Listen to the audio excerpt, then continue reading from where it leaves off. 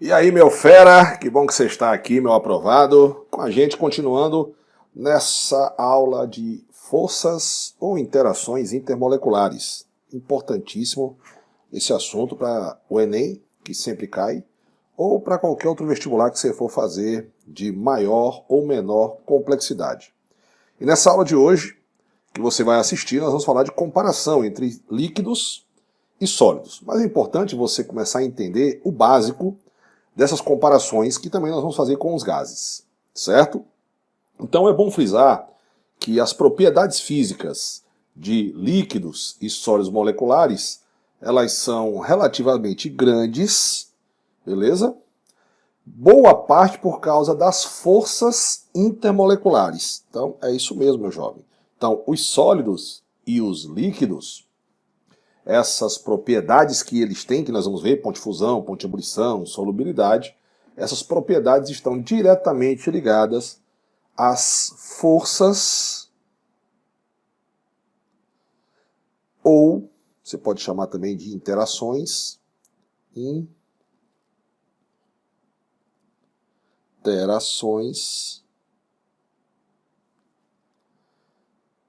intermoleculares.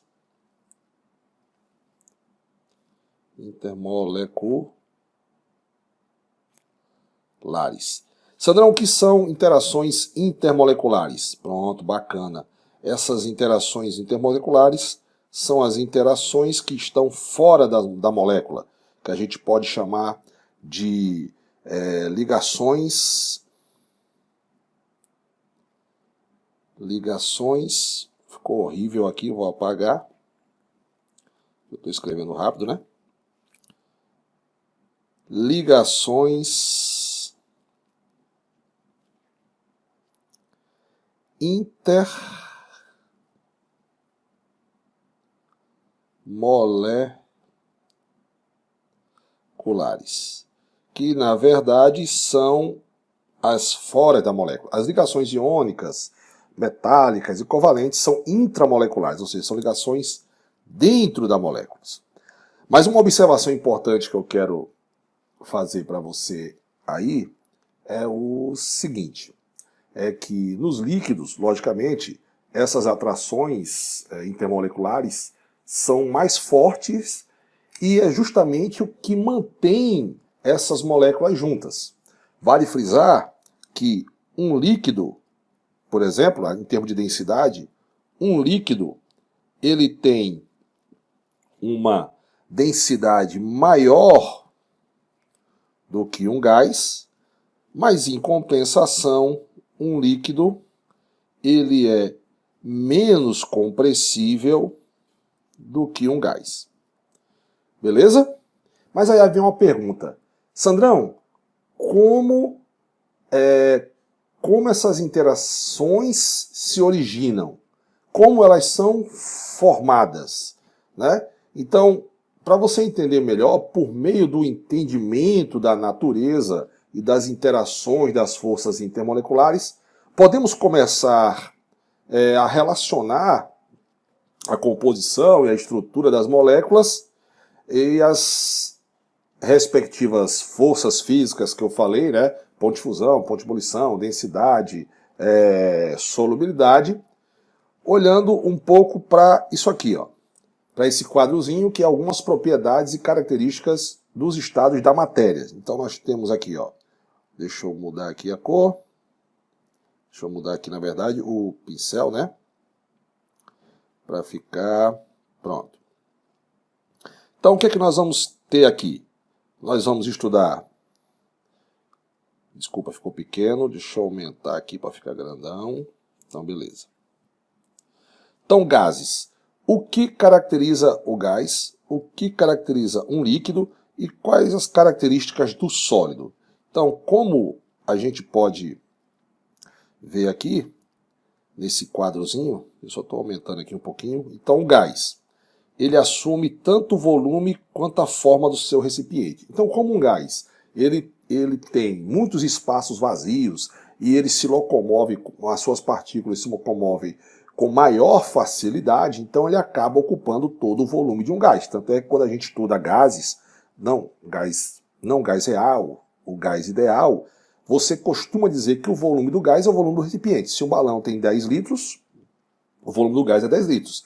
Se o gás está dentro do recipiente de meio litro, o volume do gás é de meio litro. E devido a isso, a esses espaços vazios, o gás ele é altamente compressível, né? E devido a essa liberdade de locomoção, ele flui bem rapidamente. Então o gás, ele tem uma locomoção, as partículas gasosas se movem com maior facilidade do que o líquido e o gasoso. E você sabe, você vai estudar lá em gases, né, que os gases têm a grande difusão, né, a difusão dele, ou seja, de locomoção no ar é bem maior do que líquido e gasoso, né? A gente vai estudar lá em gases, difusão e efusão. Já um líquido, ele assume a forma do recipiente. Ô Sandrão, como assim? Deixa eu mudar de cor só para você diferenciar melhor quando você for estudar. Então vamos lá. Por exemplo, se você botar um líquido num recipiente cilíndrico, a forma do líquido vai ser cilíndrico. Se você botar num recipiente em forma de paralelepípedo, ele vai ocupar a forma de um paralelepípedo. Beleza? Mas o seu volume não é exatamente o do recipiente. Certo? Por exemplo, 2 litros de água, ela vai ter 2 litros de água em um recipiente de 10 litros ou de 5 litros. Você não vai ter 2 litros de água num recipiente de 1 litro, por exemplo. Certo? Não tem como, porque o que sobra vai sair. E isso ele é virtualmente não compressível, virtualmente, tá? Então você não consegue comprimir o líquido com tanta facilidade quanto um gás, né? O líquido também ele flui rapidamente, né? Quando você pode ver a fluidez do líquido é quando você derrama ele, né? Beleza? A difusão do líquido ocorre lentamente, ou seja, alguns líquidos evaporam lentamente, como o álcool, cetona, a própria água. Se você pegar um copo com água e botar em cima da geladeira, por exemplo, deixar um tempo, você vai ver que o volume vai diminuindo. Agora, já o sólido, deixa eu mudar de corzinha aqui de novo. Já o sólido, meu brother, eu mudei de cor e mudei para a mesma cor. Ei, Sandrão. Deixa eu... Então, já um sólido, ele retém a sua própria forma e volume, né? Se você pegar um cubo de gelo, se ele tem lá, sei lá, o seu cubo de gelo tem 2 centímetros cúbicos. Ele tem 2 centímetros cúbicos, tem uma forma, não importa se você botar em qualquer recipiente. Se você pegar uma pedra e botar dentro de um copo, o formato da pedra não vai ser o formato do copo, né? Ele é virtualmente incompressível, você não consegue comprimir o sólido porque as partículas já estão também muito juntas, né? Ele não flui, né? O sólido não tem a facilidade em fluir, em passar, por exemplo, para o estado gasoso, ou fluir, que eu falo quando você derrama um líquido, você sabe que ele flui facilmente, né? E a difusão de um sólido ocorre de maneira extremamente lenta. Pega uma bolinha de naftalina, que você conhece, que geralmente a gente bota no armário, né? Essas bolinhas de naftalina, elas evaporam lentamente, embora seja um cheiro muito forte, né, de naftalina, mas ela evapora lentamente, né, sua difusão. Bacana? Então, olha só. Sandrão, por que você deu essa introdução? Para a gente começar a estudar um pouco mais sobre as forças intermoleculares, a gente entender elas e entender como funciona essas atrações. Então, para isso, a gente tem que lembrar que as substâncias, elas podem ser átomos individuais, como, por exemplo, os gases nobres, né? Nós temos o argônio, por exemplo, hélio, neônio, então são átomos individuais. As substâncias também podem ser formadas por moléculas como H2, HCl, ácidos, bases, sais, ácidos, bases também, os bases também não deixam de ser um composto iônico, né? Ou íons, como o nosso querido NaCl, né? Que são formados por ligações iônicas. O interessante é que, e como observação que eu tenho para você aí, é que o estado dessas substâncias dependem do balanço entre a energia cinética e justamente a energia de atração entre essas partículas. A energia cinética, ela está ligada diretamente à temperatura, né? Quando você aumenta a temperatura, você aumenta a energia cinética. Sandrão, o que é energia cinética, hein? Energia cinética é energia que está relacionada ao movimento da partícula. Então, quando você aumenta essa energia cinética, você está aumentando a velocidade das partículas. Então, a energia cinética está diretamente ligada à temperatura, certo? E, logicamente, tende a manter as partículas separadas e em movimento. Quando você aumenta a energia cinética, você vai separar as partículas e vai aumentar o movimento entre elas. Agora, já a atração entre as partículas, a atração, logicamente, tende a deixá-las o quê? Juntas. Então, as partículas se atraem para tentar justamente, elas tendem a ficar juntas. Então, isso que nós estamos estudando aí, essas partículas, né, elas dependem desses dois balanços aqui, ó. Elas dependem deixa eu mudar para o amarelinho aqui, tá, galera? Elas dependem da energia cinética. Deixa eu aumentar. Energia cinética e da atração. A energia cinética está relacionada à temperatura e a atração entre as partículas, justamente a atração entre elas tendem a deixá-las juntas. E vale frisar também, para você não esquecer, que, logicamente, a uma temperatura ambiente, a atração, logicamente, entre as partículas gasosas, temperatura ambiente, 25 graus Celsius. Então, a temperatura ambiente, as atrações entre os gases são mais fracos do que os líquidos e as líquidas mais fracas que as sólidas.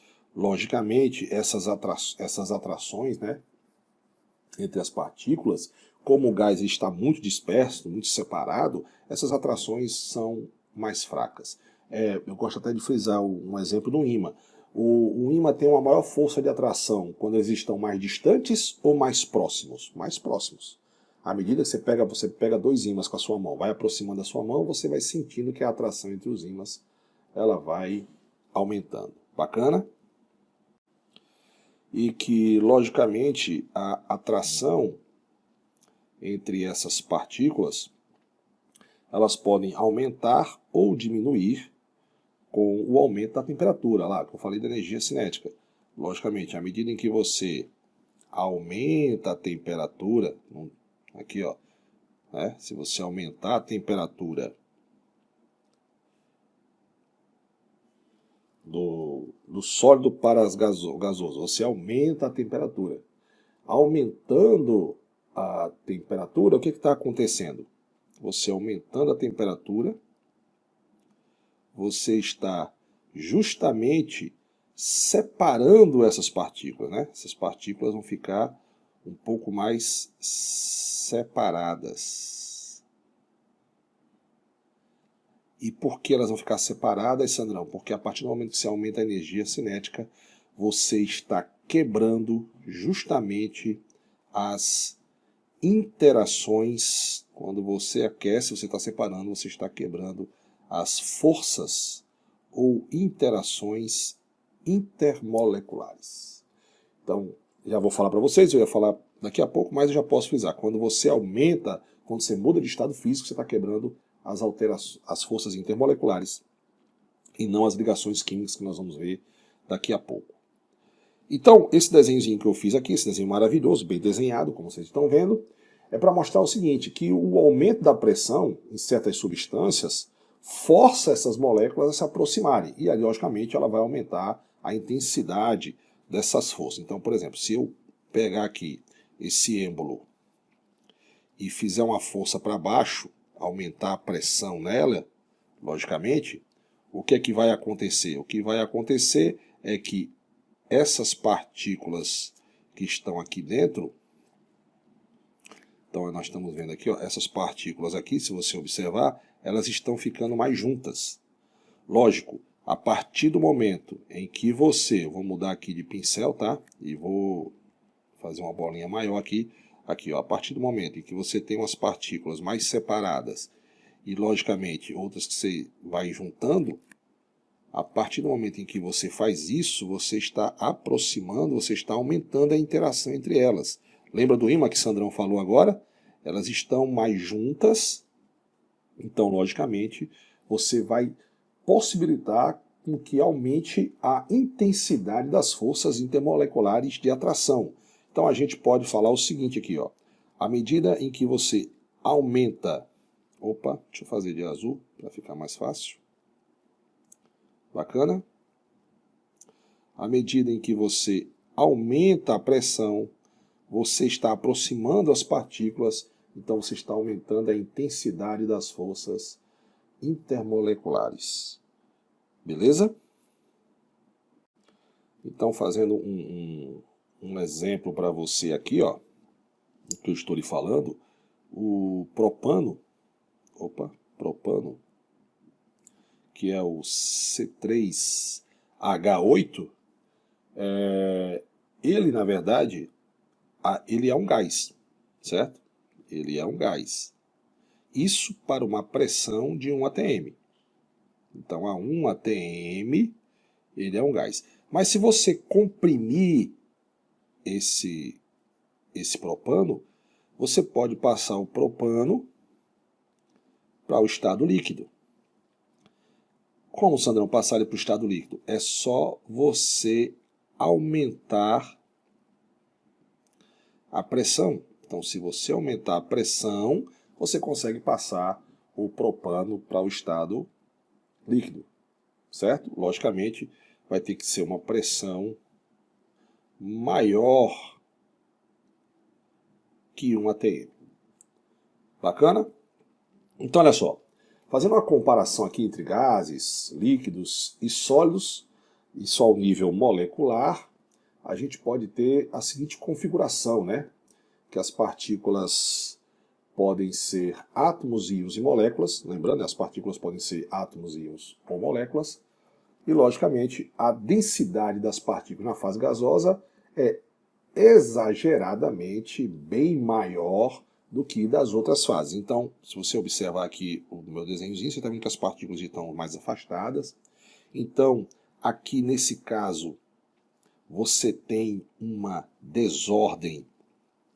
Então, eu posso até frisar aqui o seguinte, ó. Daqui, deixa eu ver se eu faço uma linhazinha reta. Daqui para cá, você tem um aumento no quê? Você tem um aumento na desordem. Desordem. À medida em que você aumenta a temperatura, você está aumentando a desordem da molécula. No estado gasoso elas estão mais afastadas, então você tem mais espaços vazios e as partículas andam com maior liberdade, né, se movimentam com maior liberdade, ficando bem separadas.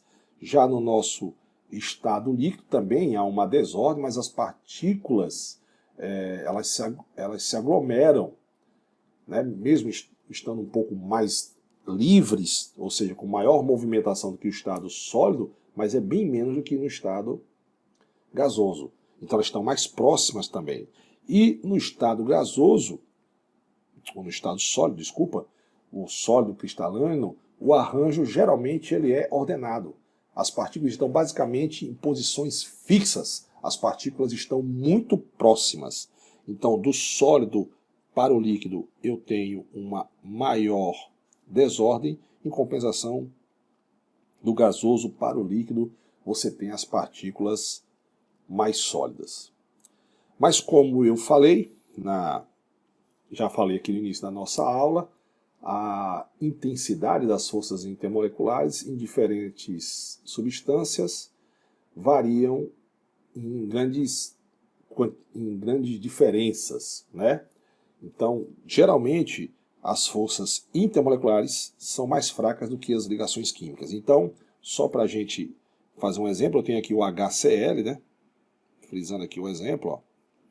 Eu tenho aqui o HCl é hidrogênio ligado a cloro. Então, quando você tem um átomo ligado a outro, nós temos aqui o que chamamos de ligação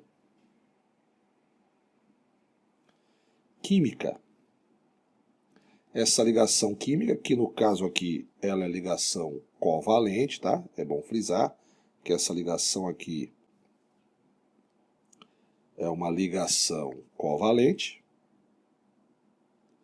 Certo, galera? Essa ligação covalente está unindo átomos. Agora, essa interação entre o cloro e o hidrogênio é justamente o assunto dessa nossa aula, dessas nossas aulas. Isso aqui, na verdade, é uma atração intermolecular. Intermolecular. Ou seja, é uma atração entre as moléculas. Aí você está vendo aqui o seguinte, você vai lembrar que a gente estudou lá, molécula polar, o hidrogênio é o polo positivo, o cloro é o polo negativo, o hidrogênio é o polo positivo e o cloro é o polo negativo, e você está vendo que o polo negativo está sendo atraído pelo polo positivo da outra molécula e vice-versa. Então, como a gente já sabe que as forças intermoleculares são mais fracas que as ligações químicas, a gente pode dizer o seguinte, que eu preciso, lógico, para eu quebrar uma molécula, eu preciso de muito mais energia do que quebrar a interação entre elas. Se eu passar alguém para o estado sólido, para o líquido gasoso, lembre-se que eu estou quebrando as interações intermoleculares. Então eu posso dizer o seguinte, em termos de energia, a energia das interações intermoleculares é menor do que as ligações químicas. Certo? Beleza? Então não esqueça disso. Então, como exemplo, só para a gente citar um exemplo aqui, só para você ter uma ideia, por exemplo, você, para vencer a interação, então HCl de um lado, HCl do outro lado. Então aqui eu tenho a interação, vamos supor que eu tenho a interação entre eles, que a gente vai saber daqui a pouco qual é o nome deles. Então, por exemplo, para você quebrar essa interação intermolecular, você só precisa usar em torno de 16 kJ por mol. Beleza? Para você quebrar, para você vencer a atração intermolecular entre as moléculas de HCl, isso aqui no estado líquido, tá, galera? No estado líquido, beleza?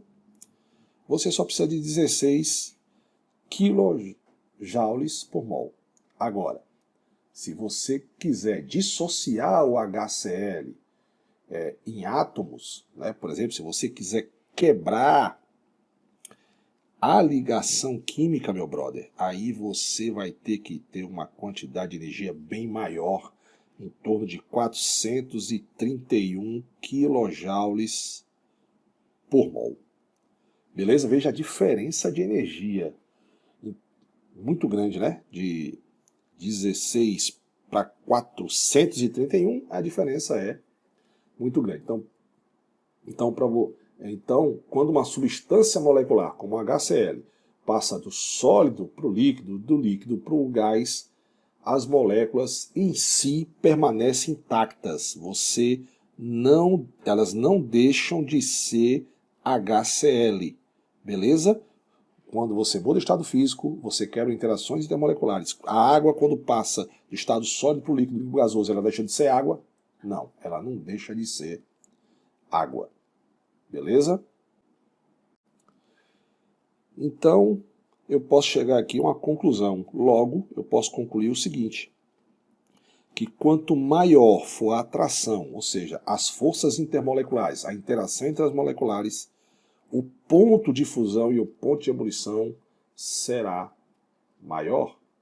Quanto mais difícil for quebrar as interações intermoleculares, maior será o ponto de fusão e ponto de ebulição, porque para passar de estado físico, você não quebra a ligação química, você quebra as interações, a atração, as forças intermoleculares. Bacana? E essas forças intermoleculares nós vamos estudar nessa nossa playlist de aula, né? Então, existem tipos de forças atrativas. Existem 3 tipos de forças atrativas entre as moléculas neutras. Entre as moléculas neutras, então, nós temos as forças de polo induzido ou dispersão de London, como são conhecidas, certo? Não com muito cuidado com esses sinônimos, tá? É muito importante saber, a dispersão de London, de polo induzido. A gente vai ver que essa galera aqui ocorre em moléculas apolares ou em átomos, né? Apolares. A outra força que nós vamos estudar são as forças de polo ou de polo permanente. As interações de polo induzido também são chamadas de momentâneo. Então, muito cuidado com esses sinônimozinhos, tá? Forças de polo ou de polo permanente, geralmente elas ocorrem nas moléculas polares, então é muito importante, aí ó, já vai uma dica para o meu querido aluno, assista a aula de polaridade das moléculas, importante para você entender, ok? E nós temos também uma das que mais cai em concursos, que são as ligações de hidrogênio, que também ocorre nas moléculas apolares, mas só em determinadas moléculas apolares que a gente vai estudar, que é o H-FON. Esse assunto é muito bacana, galera. Vale a pena você assistir todas as aulas de Sandrão, porque o nosso curso, você vai ver que ele é completo, com detalhes, certo? Para você ter uma ideia de como ele vai ser detalhado. Nós vamos falar aqui até de proteínas, qual é a interação, ligação de hidrogênio mais forte e por quê. Fica aqui que você vai gostar. Bom, a outra interação, nós temos aqui as que ocorrem nas soluções, que são chamadas de forças íon-dipolo. A força íon-dipolo, como o nome já está dizendo, ela ocorre entre uma molécula polar, certo? E um íon.